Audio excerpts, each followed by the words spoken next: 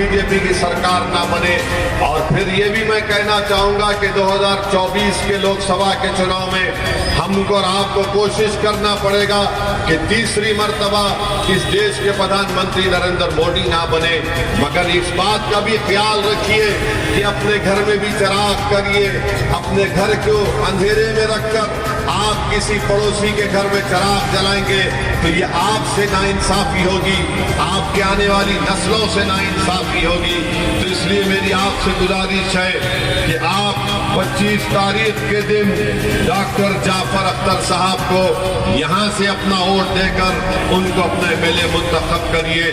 یاد رکھیے، بھارت کی راجنیتی میں جب تک آپ کے پاس سیاسی طاقت نہیں ہے، کوئی آپ کو پلٹ کر نہیں پوچھے گا، کوئی آپ کی تکلیف کو دور نہیں کرے گا، کوئی آپ کے انصاف کے لیے نہیں لڑے گا۔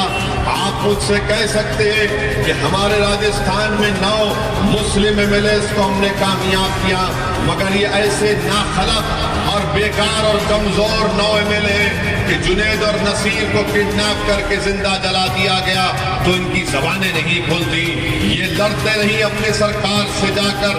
یہاں پر آپ کا ودھائک جو ہے کانگریس پارٹی سے ہے، مگر کون سا انہوں نے کام کرایا؟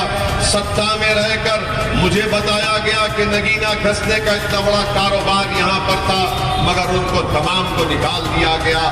اسی لیے میں کہہ رہا ہوں کہ آپ ایک بار یہاں سے مجلس اتحاد المسلمین کے امیدوار کو کامیاب کریے۔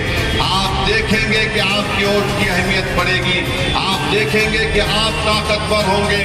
ورنہ اگر آپ صرف ووٹ ڈالنے والے بن جائیں گے اور ووٹ لینے والے نہیں بنیں گے تو آپ کی تکلیف، آپ کی ناانصافی کا ایک سلسلہ، لمبا سلسلہ چلتا رہے گا۔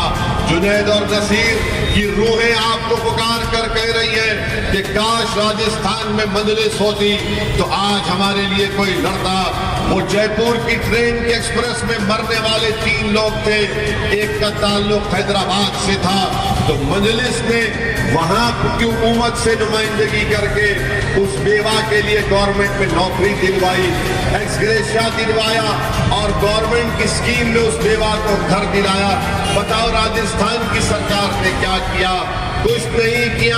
اور آج ہم جب چناؤ لڑنے آتے ہیں تو کانگریس کی طرف سے بولا جاتا ہے کہ اویسی ووٹ کاٹنے کے لیے آیا ہے، بی جے پی کی طرف سے بولا جاتا ہے کہ اویسی نیشنلسٹ نہیں ہے۔ میں آپ کو بتا رہا ہوں میرے عزیز دوستو، مجھے نہ بی جے پی سے سرٹیفکیٹ کی ضرورت ہے، نہ راہل گاندھی سے مجھے سرٹیفکیٹ کی ضرورت ہے۔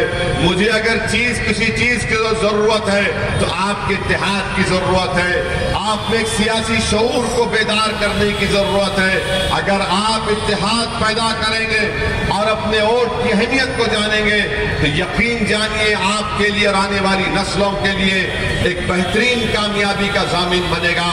کیونکہ وقت بہت کم ہے، جماعت شروع ہونے والی ہے۔ میری آپ سے التجا ہے کہ 25 تاریخ کے دن آپ نکل کر پتنگ کے نشان پر بٹن دبا کر آپ ایک پیغام دیجئے کہ آپ اتحاد پیدا کر چکے ہیں اور آپ اب کی بار آدرش نگر سے یہاں سے مجلس اتحاد المسلمین کے امیدوار کو کامیاب کریں گے۔ بہت بہت شکریہ۔ السلام علیکم ورحمۃ اللہ وبرکاتہ۔